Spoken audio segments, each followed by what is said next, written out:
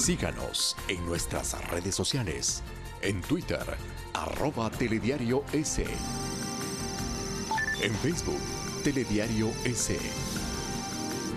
Y en la señal internacional de Ecuador TV para Estados Unidos, a través del paquete latino de DirecTV en el canal 457 y también vía streaming para el mundo por www.ecuadortv.es. Tiempo de noticias. Muy buenas tardes, amigos y amigas de todo el país. Estamos ya en Telediario para presentarles los hechos más destacados de Ecuador y del mundo. Estos nuestros titulares. Denuncias de supuesto sobreprecio en las hidroeléctricas ejecutadas en el gobierno de Rafael Correa fueron entregadas a la Contraloría y Fiscalía. La Federación Nacional de Transportistas Urbanos solicitan al gobierno la derogatoria del decreto ejecutivo 619. No aceptan el ofrecimiento de la entrega de una tarjeta de 20 galones diarios de diésel. La lista con 18 postulantes a la Corte Constitucional quedó definida. En los próximos días enfrentarán la fase de impugnación. La Fiscalía determinará quién filtró el audio del presidente de la República en el Consejo de Seguridad, lo explicó el secretario de Comunicación. El Consejo Nacional Electoral sorteó la ubicación a la papeleta de los candidatos del Consejo de Participación Ciudadana. En lo internacional, el llamado Grupo de Lima reúne a sus cancilleres en Perú para tratar la próxima posesión de Nicolás Maduro para un nuevo mandato. Y en los deportes, el Tribunal de Apelaciones de la Federación Ecuatoriana de Fútbol se reúne en Guayaquil para tratar el caso del jugador Michael Arroyo y su sanción por doping.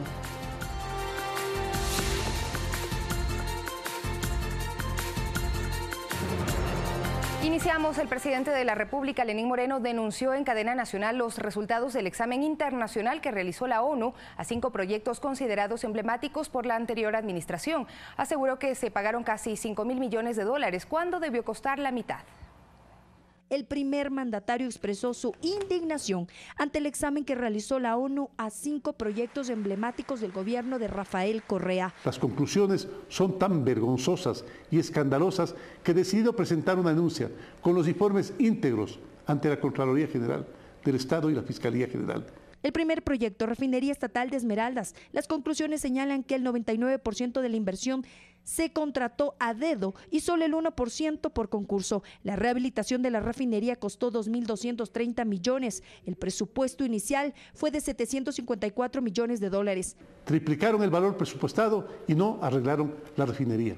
El segundo proyecto, la refinería del Pacífico en Manabí. Solo en obras, terrenos, vías, campamentos y otros existe un 23% de sobreprecio. Para el proyecto se destinó 1.521 millones, recursos abandonados por un conflicto con Venezuela y su empresa PDVSA. Con esos 1.500 millones de dólares se pudo haber pagado toda la deuda que mantuvo el correísmo desde el 2008 a los más de 12.000 jubilados.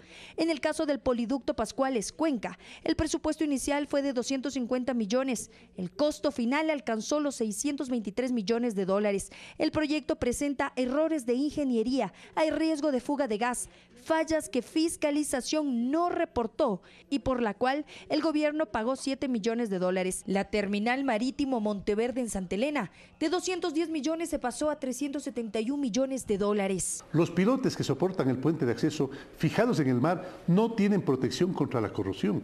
Por eso, para proteger la estructura, se tuvo que contratar 21 millones de dólares adicionales a lo presupuestado. El quinto proyecto que fue parte del examen fue la planta de gas de Bajo Alto en El Oro. La planta costó 76 millones de dólares con un sobreprecio de 36 millones, pero solo puede operar al 50% de su capacidad de diseño. La planta se está hundiendo, por lo que habría que demolerla, reconstruirla y paralizarla por 150 días. Exhortó a la justicia y al sistema judicial a no permitir más impunidad. Y que estos 5 casos que entrego hoy sean investigados hasta dar con los responsables y con los culpables. Quienes mancillaron la imagen de nuestra patria, quienes destruyeron el futuro de nuestros hijos, deben pagar y ser castigados. El presidente Moreno anunció que pedirá a la Organización de Naciones Unidas la investigación del IES y otros proyectos. Valeria Villarroel, Telediario.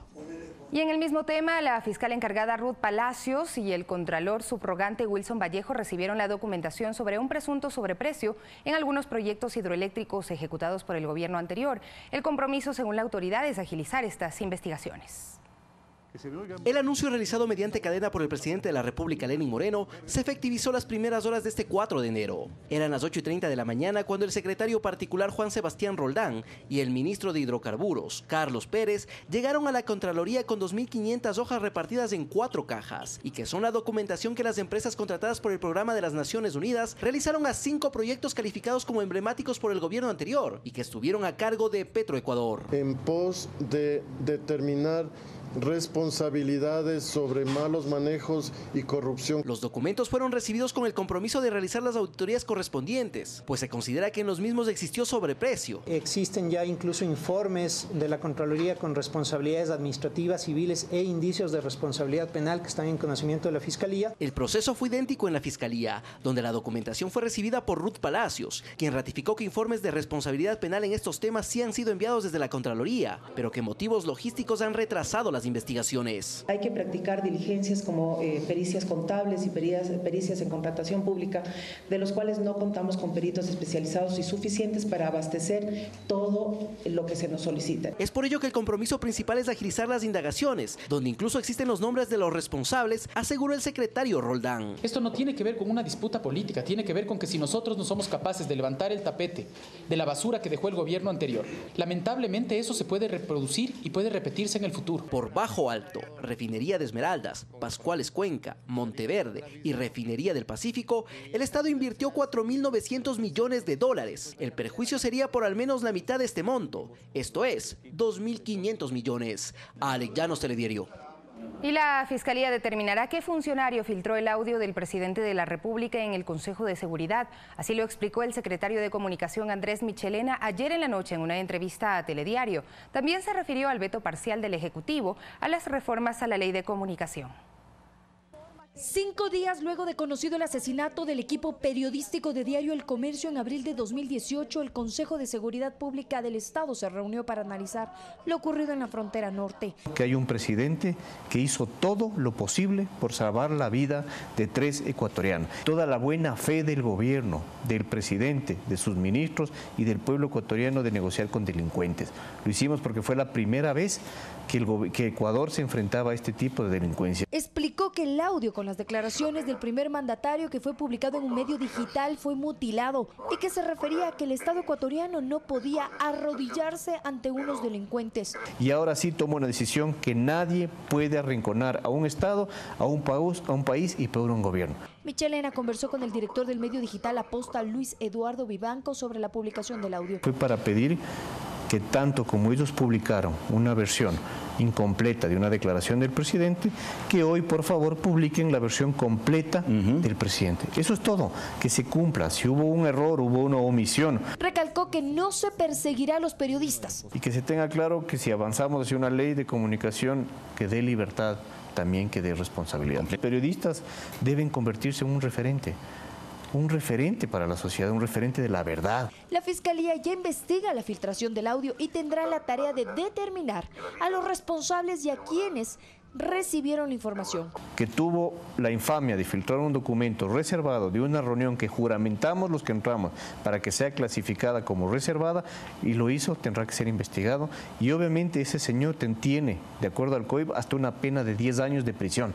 El secretario de Comunicación en una entrevista en Telediario se refirió además a las reformas a la Ley de Comunicación que fueron remitidas del Ejecutivo. Queremos que la ley cumpla la libertad de expresión con estándares internacionales. Se analizan 5 puntos, uno de ellos la transitoria 8 sobre la adjudicación de frecuencias. Que hay 2 momentos, hay 506 frecuencias que están en el aire, que tienen su derecho a tener una frecuencia y que este gobierno va a ser el método más eficaz y más transparente para que puedan asignar sus frecuencias, y hay medios de comunicación que no pueden tener licencias temporales. El último concurso de frecuencias de radio y televisión de abril de 2016 fue observado por la Contraloría. Y hay 277 frecuencias que deben ser revisadas uno por uno como manda el informe de Contraloría. El veto parcial del Ejecutivo a las reformas de la LOC se daría a conocer hasta el 14 de enero, antes del viaje del presidente de la República a Suiza. Valeria Villarroel, Telediario.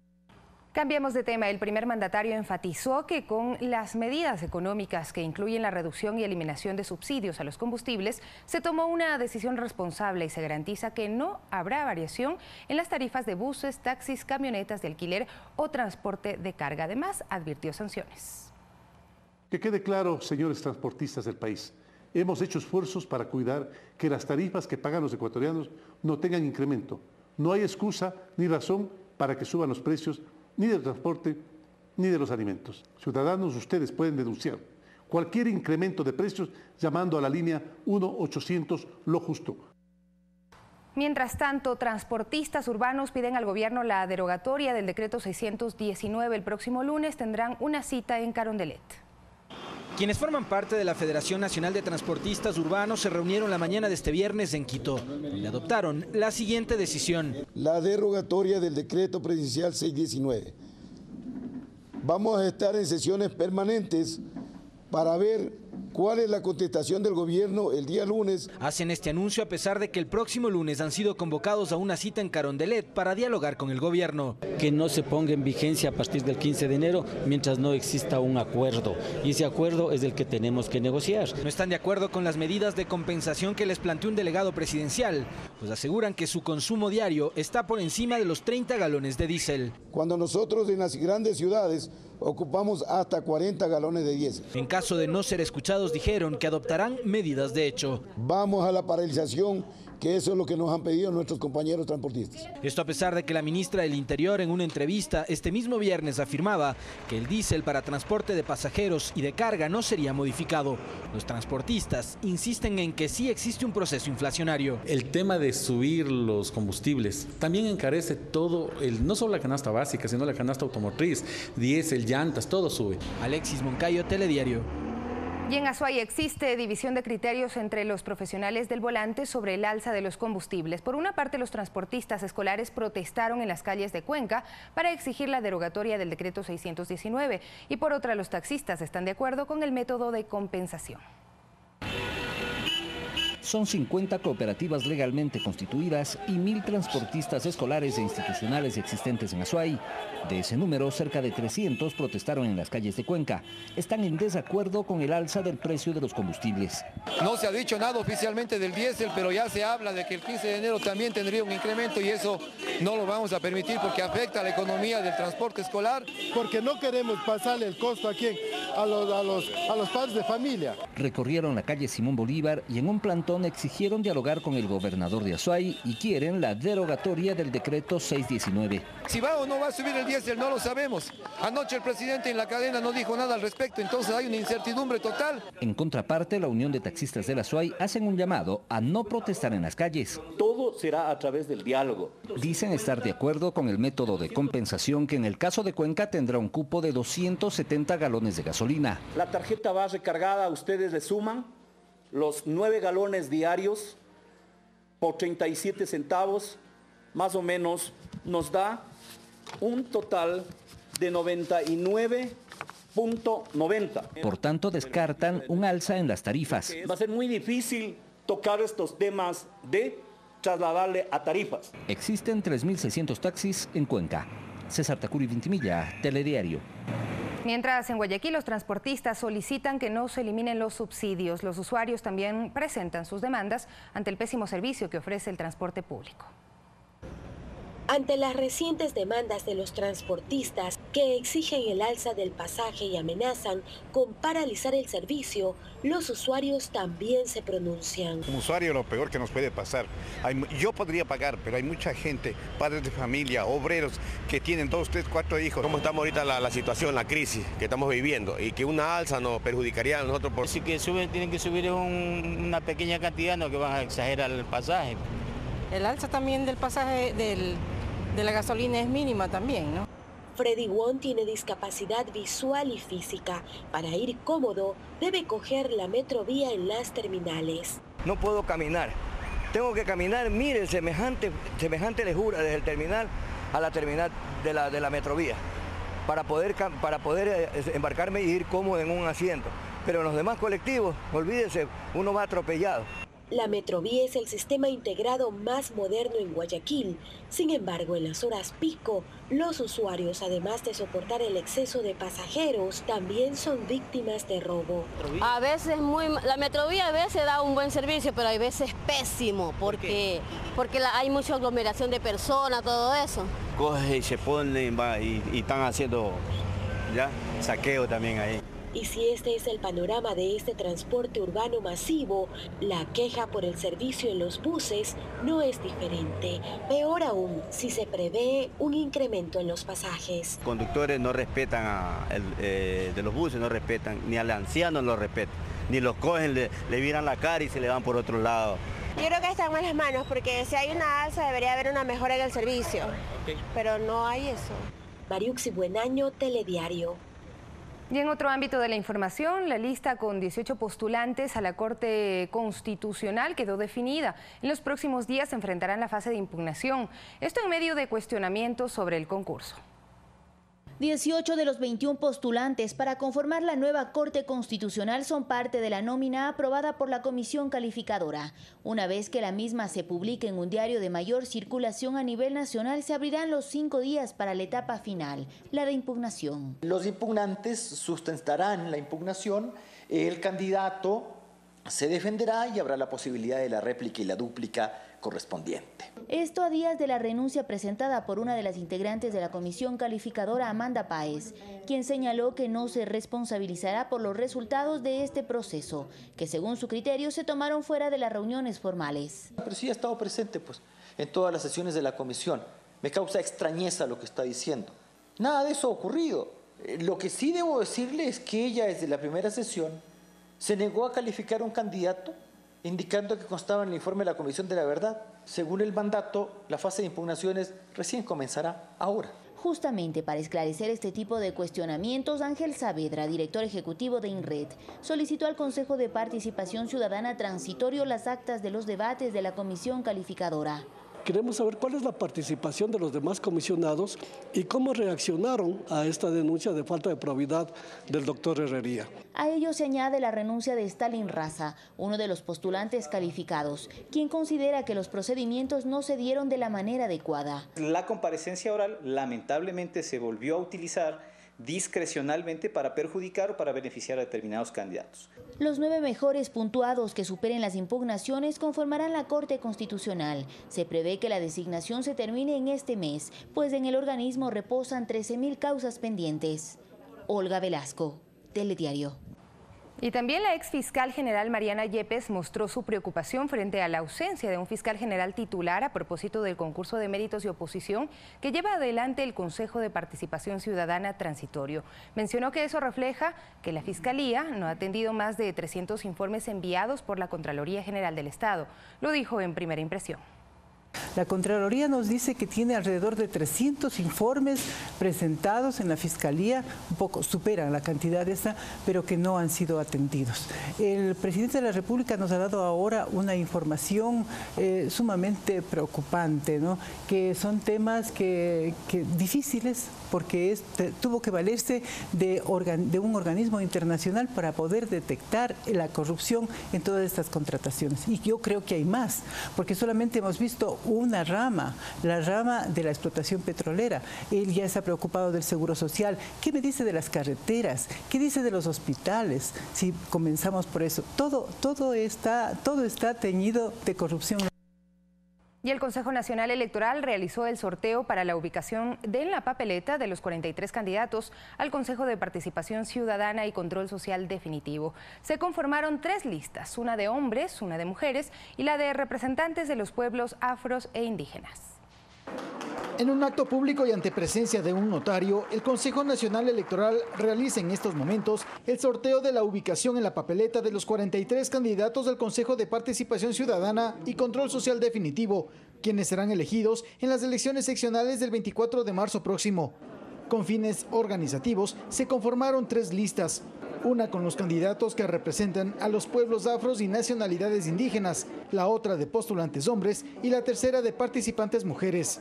María Fernanda Rivadeneira, ocupó el puesto 2 en el listado de mujeres. Para ella es fundamental la confianza que la ciudadanía debe tener en lo que será el nuevo Consejo de Participación Ciudadana. Las cosas se tienen que hacer bien. El país necesita de gente preparada, el país necesita de gente que sepa dónde ir. Pablo Ponce, también candidato al organismo, consideró como válido el procedimiento de sorteo implementado por el Consejo Nacional Electoral. Esta es una de las fases importantes dentro de lo que va a ser la elección, la primera elección, hay que decirlo, en 11 años y medio de los candidatos al Consejo de Participación Ciudadana y Control Social. Más allá de este acto, hay aspectos que preocupan a los ahora candidatos al Consejo de Participación. Uno de ellos, la imposibilidad de que puedan participar abiertamente en campaña electoral. Y nosotros somos apolíticos, nosotros no vamos por ningún número, no vamos por ninguna bandera política, nosotros vamos como ciudadanos de bien para ir a hacer un trabajo de transformación ciudadana. Pero no es tampoco legítimo que te prohíban absolutamente, inclusive participar en eventos públicos. Los listados lo integran 28 candidatos hombres, 11 mujeres y 4 en representación de pueblos y nacionalidades indígenas y afros. Javier Ceballos, Telediario. Y José Astudillo ratifica que su salida de la dirección electoral de la SUAY fue por injerencias políticas, mientras Diana Atamaín, presidenta del Consejo Nacional Electoral, asegura que la decisión de removerlo fue adoptada de forma unánime en el Pleno. 27 fueron los días que José Astudillo estuvo a cargo de la dirección electoral de la provincia de la SUAY. Designado por el expresidente Gustavo Vega del CNE transitorio, se posesionó el 1 de diciembre y el pasado 28 fue removido de su cargo, a su criterio, por injerencias políticas de las actuales autoridades. Y los directores, a su vez, de las diferentes provincias, inician un proceso de cambio del personal. Esto pone en riesgo, pues, las elecciones. Con Astudillo concuerdan Carlos Castro, presidente del Colegio de Abogados de la SUAY, y Clever Calle, representante de Guías Unidos, quienes consideran que con esta decisión además se pone en riesgo los procesos de consulta sobre minería en las zonas de Quimsacocha y Girón. No aceptó órdenes de quien se ha creído como la nueva dueña del Consejo Electoral. Aquí le tenemos defenestrado. Pero desde el Consejo Nacional Electoral se desmienten estos argumentos. La presidenta del organismo, Diana Atamaín, aclara que Astudillo era un funcionario de libre remoción, que la decisión de retirarle del cargo fue tomada por el Pleno y que la misma no fue aislada, pues se procedió de esta manera en otras delegaciones. Va para garantizar la participación de las organizaciones políticas de sus candidatos sin miramientos de ningún tipo, sin la parcialización a ninguna tienda electoral. Es por ello que el consejero José Cabrera, quien fue auspiciado al CNE por el Partido Social Cristiano, acota que en el organismo no se actúa en base a presiones. Se trata de menoscabar la función electoral y eso es todo con armar ciertos escándalos, ¿no? En total, fueron 7 las modificaciones realizadas en las direcciones provinciales electorales. Alex Llanos, Telediario. Y en otra información, la ex vicepresidenta de la República, María Alejandra Vicuña, podría perder su inmunidad parlamentaria, además de enfrentar demandas por delito de concusión y remoción de su cargo público en el Servicio de Rentas Internas. Durante su primera rueda de prensa, la presidenta de la Asamblea, Elizabeth Cabezas, anunció que antes del 15 de enero, el Pleno tratará el pedido de levantamiento de inmunidad parlamentaria a la ex vicepresidenta, investigada por cobro de diezmos en el Legislativo. Según el doctor en jurisprudencia Carlos Estarellas, por este hecho Vicuña podría enfrentar el delito de concusión. Que tiene que ver cuando un funcionario público le pide dinero a sus subalternos.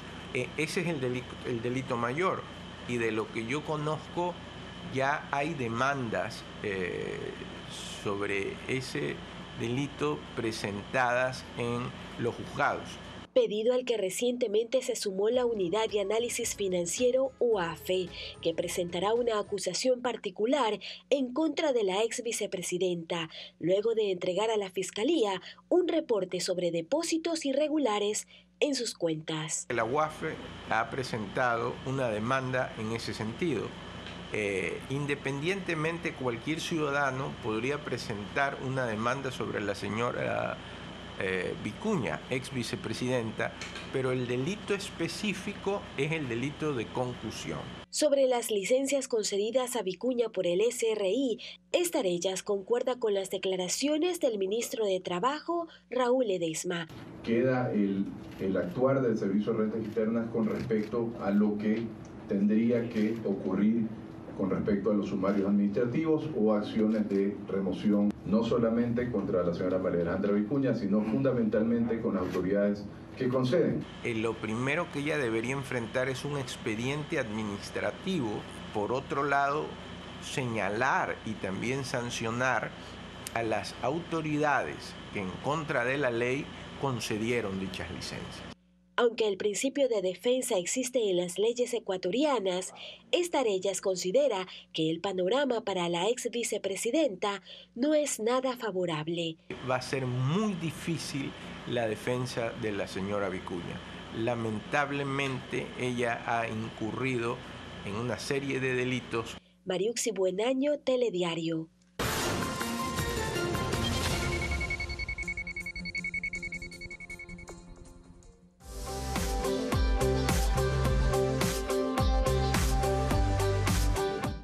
En esta panadería hay un equipo maravilloso de trabajo.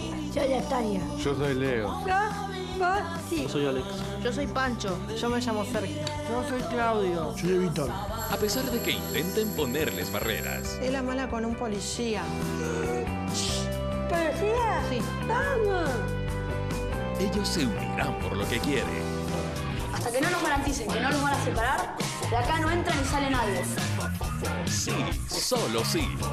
Estreno, sábado 12 de enero, 20:30, por Ecuador TV. Comparte la emoción. Latinoamérica y su historia. Su desarrollo. El colapso del sistema de energía. Economía y política. Una mirada a sus personajes y lugares.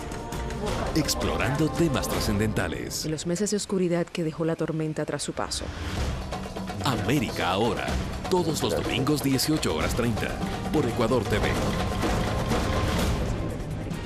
Comparte la emoción. Compartimos contigo lo mejor de nosotros. Estamos pendientes de los nuevos acontecimientos para llevártelos a ti. Ese primer beso y ese primer rechazo. El calor de un abrazo y el frío de la distancia. La euforia de la victoria y la tristeza de la derrota. Compartimos con todo un país. Comparte la emoción. Comparte Ecuador TV.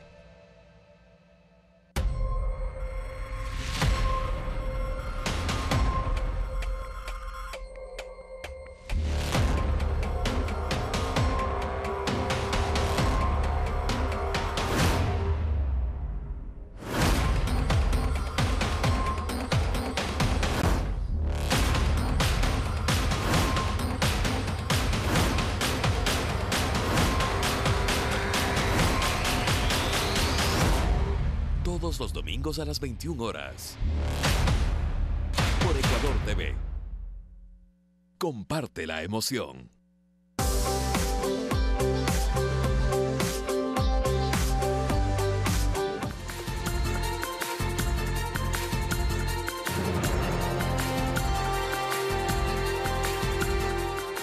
Amigos, gracias por continuar en Telediario. Ayer la Asamblea Nacional trató en primer debate las reformas al Código Integral Penal.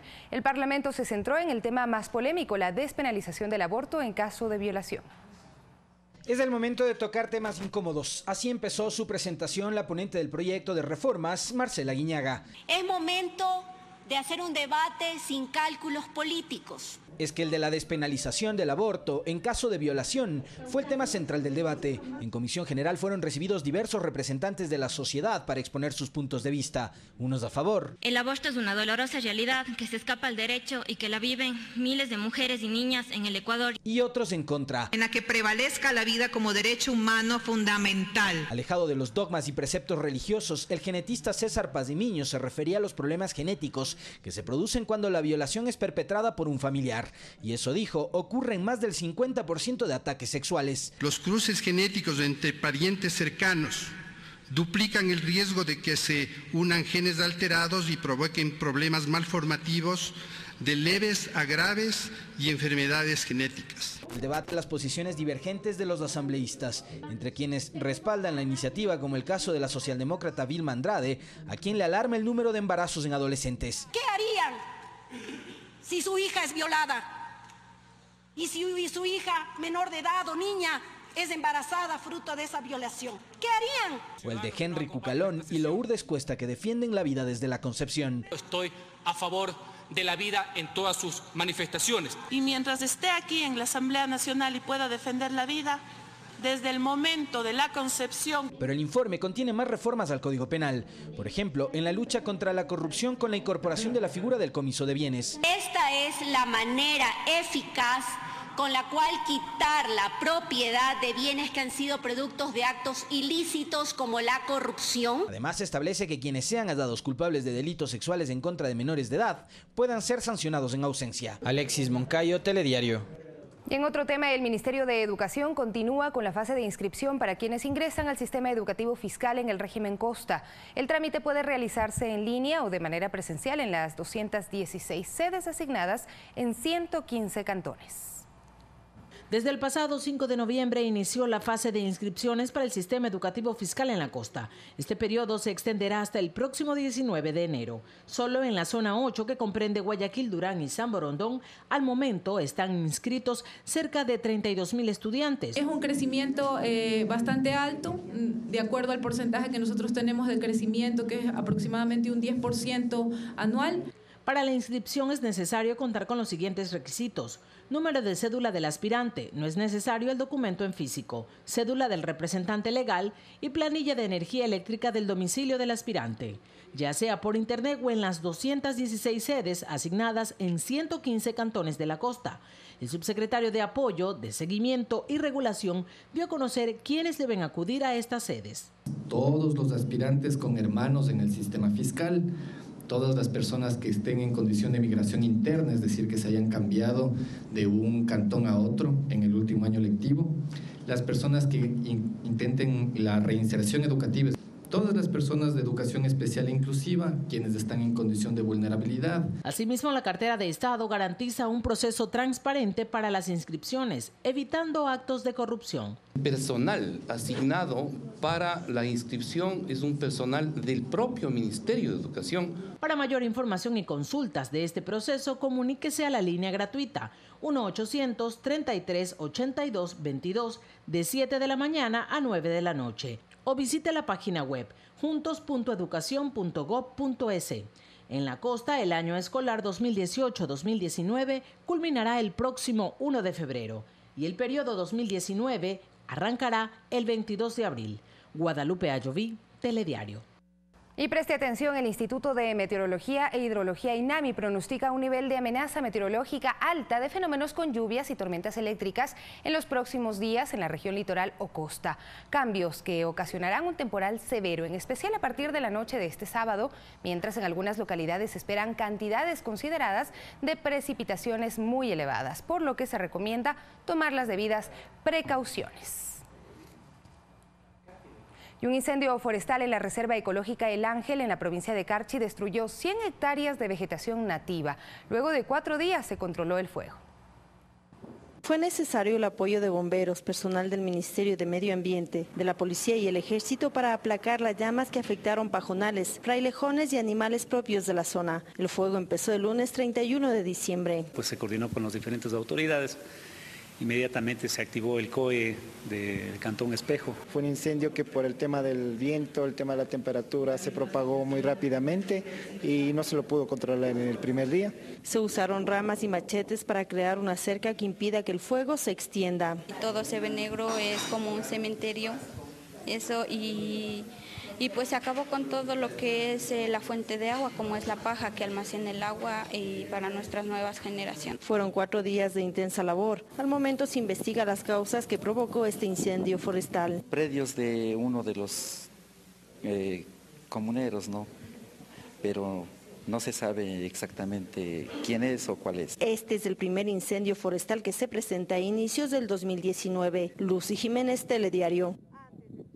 Seguimos revisando más noticias. Constatar que los precios de los productos de primera necesidad no sufran incrementos injustificados fue el objeto del operativo que ejecutó la Intendencia de la Policía en los mercados de Loja.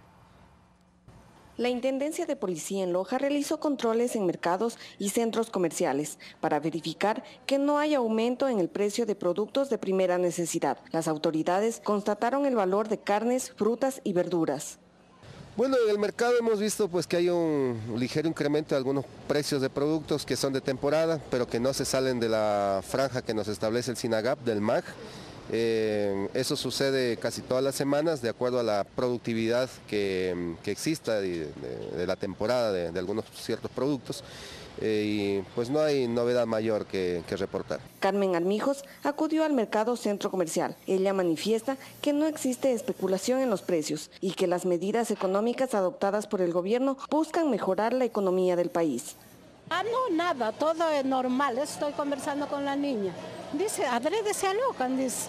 Si no sube nada, todo está bien. Normalmente. Jenny Fajardo, ama de casa, explicó que los productos de primera necesidad no han sufrido ningún encarecimiento. Dice que todo está con normalidad. El choclo a $1. Para Mary Uchuari, propietaria de un local de venta de carnes, los incrementos en los precios no se justifican, por ello se exhiben los precios al público. No, hasta el momento no, todavía estamos manteniéndonos con Caprilosa con los mismos precios.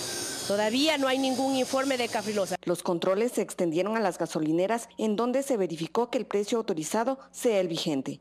Alejandra Sánchez, Telediario. Y el sector camaronero de la provincia de El Oro se une al reclamo ante el alza de combustibles. Esta decisión agudiza el tema de inseguridad porque tiene que invertir más recursos en gasolina y reducir personal de seguridad. Estas aseveraciones las hace Segundo Calderón, presidente de la Cámara de Productores de Camarón de El Oro. Si antes registraban 10 asaltos por semana, la cifra hoy se ha duplicado. Ya algunos muertos camaroneros porque no ha dado seguridad del Estado, que es obligación de ellos. Las camaroneras que están en el archipiélago de Jambelí son las más vulnerables. Y las noticias de los robos son pan de todos los días, o sea, prácticamente difícilmente va a pasar una semana que no se reportan algunos asaltos. Uno de los factores para que el incremento de robos es la disminución de personal a causa del alza del precio del combustible. Calderón asegura que la inversión del diésel se duplica. Y nosotros estamos haciendo y demostrando que hemos invertido, hemos producido y en el sitial que estamos. No por eso que el sector está boyante. Repito y digo que el sector puede estar cayendo en la quiebra o desapareciendo el productor pequeño. El sector camaronero en esta reunión pidió al Estado se derogue el alza de combustible. Indican que su seguridad está en riesgo. Maritza Castillo, Telediario.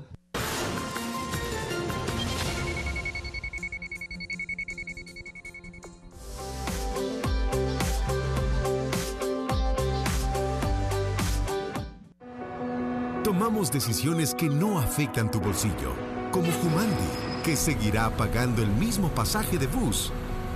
Cristina, que su tarifa de taxi no subirá. O Pancho, que su carrera quedará igual que siempre. Y Mayra, que pagará lo mismo al comprar sus alimentos. Reducimos los subsidios a los combustibles y los precios no suben. Con decisiones responsables, garantizamos tu futuro. El gobierno de todos. Hola con todos, no se pierdan Fanático a las 14 horas. Estaremos hablando de las novedades de los clubes ecuatorianos que se siguen preparando para la temporada que ya mismo arranca. Además, todo lo que nos dejó una nueva jornada en el deporte internacional. A las 14 horas, Fanático por Ecuador TV.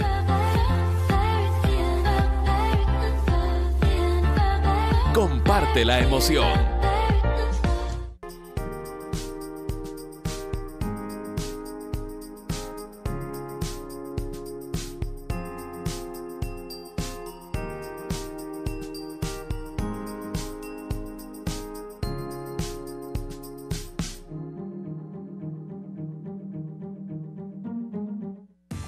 Cada semana, planifica una nueva aventura, descubriendo los tesoros naturales del Ecuador. Descubre playas, volcanes, bosques y mucho más. En el viaje de la semana, sábado y domingo, 7 horas 30 y 13 horas 30, por Ecuador TV. Comparte la emoción. las historias continúan. Y Christian Johnson te invita a conocer cómo se ganan la vida los ecuatorianos en Estados Unidos. Algunos lo hacen conduciendo. Todo el mundo me conoce como Paquita la del Bus. Otros vendiendo el sabor de nuestra tierra. ¿Cuál es el secreto de la espumilla ahora? Oh, el secreto, la guayaba. Entérate qué labores hacen los ecuatorianos en el extranjero. ¿Por qué te gusta hacer esto? Porque así me gano la vida. 593 Ecuador, todos los sábados a las 19 horas, por Ecuador TV. Comparte la emoción.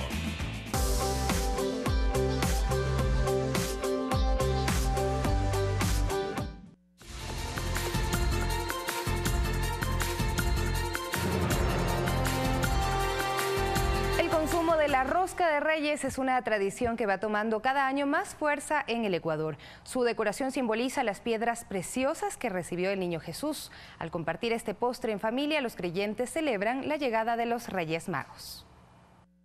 La mezcla de harina, mantequilla y huevos son parte de los ingredientes para la masa de rosca de Reyes. Pedro Tumbaco es panadero y lleva más de 10 años elaborando este producto. Con el golpecito que uno le coge, la rapidez que uno tiene en las manos y la inteligencia de uno es rápido. No se demora mucho. Eso sí, mientras a la gente le gusta la rosca de Reyes vamos a tener mucho trabajo porque la gente va a comprar bastante rosca. La preparación de este delicioso postre contribuye al fortalecimiento de una importante cadena productiva. Tenemos unos productores minoristas que nos distribuyen lo que son frutos secos, los higos, las cerezas. Nuestras bodegas están llenas de harina en este mes y pues tener una producción de cerca de 9.000 roscas de Reyes es bastante importante. Además, brinda la oportunidad a expertos en la cocina como Gabriel Tomalá, quien realiza platos de sal, a ser parte de su elaboración. No se queda en un solo sitio, sino que también se aprende a hacer rosca de Reyes y todo, panetones y todo. La comercialización de este producto se ofrece en varias regiones del país. Se expenderá al público hasta el próximo domingo 6 de enero y es mejor compartirla en familia. Guadalupe Ayoví, Telediario.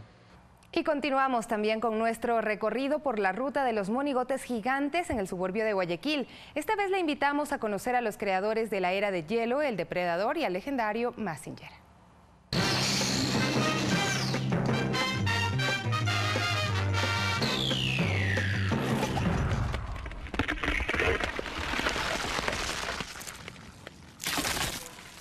Francisco Ceballos se inspiró en la película La Era de Hielo. En 2018 ganó el tercer lugar con su creación Hulk. Este año espera repetir la hazaña. Sí, yo solito lo he hecho. ¿Qué materiales exactamente tiene? Plumón, cabuya, cartón, alambre, cinta y almidón. Pero espero ganar, no ganar, si es posible ganar o quedarme que sea entre los 3 primeros. A Fausto Meregildo le tomó más de 4 meses darle forma a este depredador con toda su anatomía. Partes que tiene el depredador como calaveras, huesos, los colmillos de la cara, todo eso, frente, todo. Vienen a tomarse la foto ellos mismos, de por aquí mismo, de otros lados, viene gente.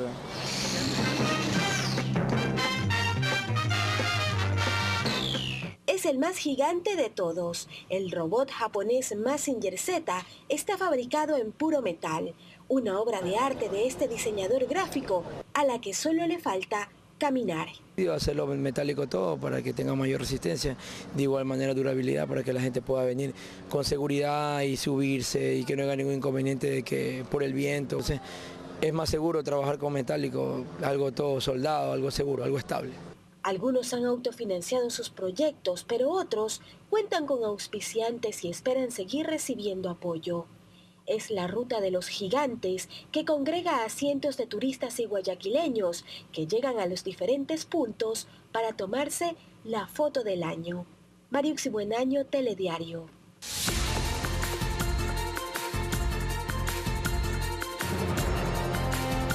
Momento de revisar las noticias del mundo. Los cancilleres de los países miembros del Grupo de Lima asisten a una reunión en la capital peruana para adoptar medidas respecto al nuevo periodo presidencial de Nicolás Maduro, para el que tomará juramento el próximo 10 de enero y al que consideran nulo por ser resultado de comicios ilegítimos. Se prevé que los diplomáticos emitan un pronunciamiento al finalizar el encuentro, en el que además abordarán la crisis política, económica y humanitaria en Venezuela. Y precisamente hace pocos minutos se dio el pronunciamiento del Grupo de Lima. Los cancilleres llamaron a Nicolás Maduro a no asumir el cargo, ya que entregue el poder a la Asamblea Nacional. Aseguraron que este grupo no reconoce al gobierno de Maduro y que hace este pronunciamiento para ejercer presión y que el mandatario sea removido del cargo. Tendremos más detalles de esta reunión en nuestras próximas emisiones informativas. Mientras tanto, seguimos con más noticias, pues el gobierno de Nicolás Maduro precisamente invitó formalmente a Michelle Bachelet, alta comisionada de las Naciones Unidas para los Derechos Humanos. A esto la portavoz de la Oficina de Derechos Humanos de la ONU respondió que primero Venezuela deberá cumplir ciertos requisitos. La forma en la que estas visitas se dan cuando va un alto comisionado es que antes de que vaya el alto comisionado enviamos un equipo técnico para que puedan arreglar todas las modalidades de la visita, asegurar que tenemos acceso a todas las áreas necesarias. No hemos estipulado áreas específicas. Habitualmente, cuando un alto comisionado va a un país, suele llevar a cabo viajes fuera de la capital, a zonas donde haya denuncias de violaciones de los derechos humanos o a centros de detención. Nos movemos a Argentina. Hay alerta en este país luego de que dos adolescentes de 14 y 15 años respectivamente denunciaran que fueron víctimas de una violación grupal. Ambos abusos habrían ocurrido la madrugada del 1 de enero en dos puntos de Buenos Aires. Lo ocurrido hizo que cientos de personas convocadas por la multisectorial de mujeres del Partido General Alvarado se manifiesten en Miramar, en la capital argentina, exigiendo justicia con perspectiva de género. Y la tormenta Pabuk tocó tierra en Tailandia este viernes. Las intensas lluvias y el fuerte oleaje dejan hasta el momento un muerto y un desaparecido, de acuerdo a medios locales. Además, un grupo de alrededor de 100 turistas fueron rescatados por un barco cerca de la isla Phuket.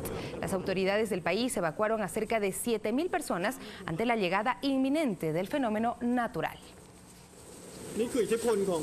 Y uno de los líderes de los llamados chalecos amarillos en Francia fue detenido mientras una nevada sorprendió al sur de Italia. Tenemos más noticias en el siguiente resumen. Guardacostas de Holanda y Alemania advirtieron a la población que se mantenga alejada de los contenedores que cayeron al mar desde el MSC Zoe. El barco de carga, considerado como el más grande de Europa, atravesaba el mar de Frisia cuando fue alcanzado por una tormenta, lo que provocó que parte de los contenedores terminaran en el mar. En las cajas se encontraba todo tipo de productos, entre los que se incluyen materiales químicos tóxicos. Inusuales temperaturas bajo cero afectan el centro y sur de Italia. La ola de frío llegó desde el norte europeo y afectó 5 regiones, con la previsión de que las nevadas persistan en las próximas horas, incluso al nivel del mar, en especial en la vertiente del Adriático. La acumulación de hielo dificultó la movilización, sin embargo, el Servicio Estatal de Trenes garantizó el funcionamiento del 70% de sus locomotoras en las regiones afectadas. Eric Drouet, camionero de 33 años y uno de los líderes del movimiento de chalecos amarillos en Francia, fue detenido de forma preventiva por convocar a un acto no autorizado en París. El manifestante, cuya detención provocó fuertes críticas, aseguró que su retención fue un acto político. Días antes, durante su discurso de fin de año, el presidente Emmanuel Macron advirtió que el orden republicano será garantizado sin indulgencia. Y en Santiago de Chile, expertos del Zoológico Metropolitano tardaron 15 horas para recuperar a un puma que quedó atrapado en lo alto de un pino, en el patio de una vivienda del sector urbano de la ciudad. Con la ayuda de un camión provisto de un brazo movible, se le dispararon dardos adormecedores. El felino cayó deslizándose entre las ramas hasta llegar al piso. Los primeros exámenes realizados al ejemplar, un macho adolescente de aproximadamente 30 kilos, comprobaron que el animal no presentaba lesiones ni otros efectos por la sustancia adormecedora. Fernanda Vera, Telediario. Y así llegamos al final de Telediario en esta emisión. Muchísimas gracias por permitirnos acompañarles. Viene enseguida Fanático con todos los deportes. A las 20 horas tenemos más noticias.